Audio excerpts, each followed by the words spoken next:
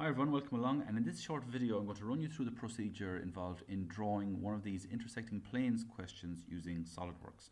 Now typically when you get the question it looks like this. You have a series of points, A through E in this case, and their X, Y, Z coordinates. So you can use those to quickly draw the model you see there in SolidWorks. So moving over to SolidWorks, we'll open up a new part and I'm going to start a new sketch, but let's be careful to start not a regular sketch but a 3D sketch. I'm going to pick up a point, and in this question there are 5, so let's just drop 5 random points. 1, 2, 3, 4, 5. Now each of those points is in a very particular point in space. If I click one of them, you get their XYZ coordinates over to the left. So this is the 2001 question 1. So you can see all the values are there, and when I talk about the X, Y, Z coordinates, it's those figures. So for A, the XYZ coordinates are X 165, Y 15, and Z 105. So I will click one of the points, and over here in the XYZ I'm going to type in this case 165, and then press tab will move you onto the second coordinate, which is 15, tab 105, and press enter. So that point now goes into position. So you can go to insert, annotations, note. Let's click that point and let's just drop in a note, and we'll call that A. Tap escape and green tick. So for point B, if I click the second point, its coordinates are 215, tab 85, tab 20. And let's do the same trick again. Insert, annotations, note, and we'll just call that B. And we'll do the same thing 3 more times. So point C in this case is 100, tab 70, tab 85, and we'll give that a note. Insert, annotations, note, and that's simply going to be C. And we're nearly there. This one, point D in this case, is 230, tab 55, tab 80, insert, annotations, note, that's D. And the last one, we're going to tell that to be 115, tab 100, tab 30. Insert, annotations, note. Now you don't actually have to put on those annotations, but it's usually a little easier if you can identify them. That's point E. So we'll close that sketch, and what we'll do then is start up another sketch, and again it's going to be a 3D sketch. So start up a sketch, a 3D sketch of a line, and in this case it's the plane ABC. So very carefully join 3 lines between A to B, B to C, and back to A, and let's close that sketch. Now in a new sketch again, let's open up another 3D sketch and another line, and the second plane is the plane ADE. So let's join A to D, D to E, and E back to A. So you've got 2 sketches. And what you can do to turn those into planes is go to surfaces. Now remember, if you don't have the surfaces tab, you can always right click and press surfaces to turn it on.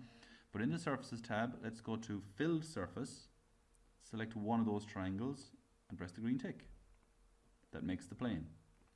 Let's go again, surfaces, filled surface, and select the other one, green tick, and there we have it. Now if you wish, you could thicken those to give them a bit of thickness, but technically in the question these don't have any thickness, so I'm not going to do that. What I am going to do though is go to the top plane, look 90 degrees to it, and I'm going to start a sketch of a line on that top plane, and from the origin, make sure it's at the origin, I'm going to draw a line across, and if I rotate it round, you should be able to extrude that up. So let's go to surfaces, extruded surface, select that line, and bring it up a little bit to represent the vertical plane, if you wish. I'll just bring that up a little bit more. Let's right click that and edit the feature. There we go. And then on this surface, I'm going to sketch another line from the origin over to the corner. And let's go to surfaces, extruded surface, and there you have the ground or the horizontal plane. Now remember, those surfaces can be colored, which is going to make life easy on us. So if we go to, say, appearances, let's go to plastic, high gloss plastic. Let's drag a red onto that surface and say yellow onto that surface. At least you can now differentiate between them. Now if you want to get a projection of each of those onto the planes, as in the orthographic views, what you can do is click this back surface, start a sketch, and select convert entities. Now nothing usually happens. Typically what you have to do is start the sketch, and when the sketch is open, then you click the face, in this case the yellow face, and then select convert entities, and it'll send a projection of that yellow surface back onto the vertical plane. With the sketch still open, let's select the red surface, and then convert to entities again, it'll send a projection of that onto the back plane. So close that sketch. Oops. Close that sketch. Okay, so let's quickly start to sketch on this bottom plane.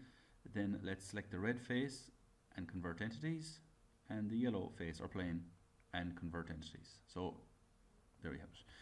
So at that, I mean, it's not that hard to do the rest of the question. You can, for instance, if you wanted to look along the line of intersection, you could go to Tools, Sketch Tools, Intersection Curve, and then get the intersection between the yellow and the red, and press the green tick. Now that black line is the intersection line. Let's close that. We might actually get rid of those two planes of reference for now. Right click and hide them. Right click and hide that one, and you can get rid of those sketches as well if you like. Just right click and hide the sketches. Now that you have the line of intersection, it's 3D Sketch 4 in my case. What you can do is reference geometry, plane, select that line and select that point, and now if I look 90 degrees to that plane, you'll be looking along the line of intersection. So anyway, there's a lot of different great things you can do with that. Let's bring the surface bodies back into view. Let's make those visible. There you have it. And the more complicated questions may have more points, but the points are still drawn in exactly the same way. Remember, just draw the point, set the coordinates,